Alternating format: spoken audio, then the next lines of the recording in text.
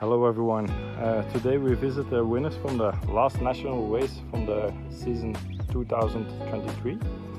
This is the father and son combination Eddy and Maarten Leutenez from Ruien.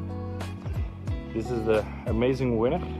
It's a cock, a young cock. You win the first National Chateauroux against 14,183 young birds. And he was also the fastest of 60,537 birds in total. And the special of this bird is also that he's at the moment provisional, but we think official, second national ace great middle distance KBDB 2023. So it's an amazing cock.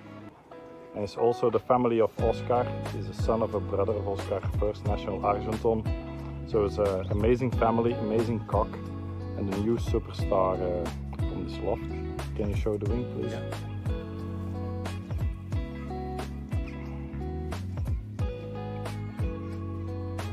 Okay, and the ring number.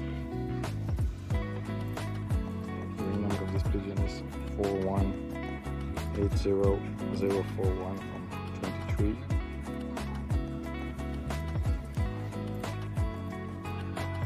Congratulations, and for this loft is the 8th national victory and the 8th time with young bird. So congratulations. Thank you.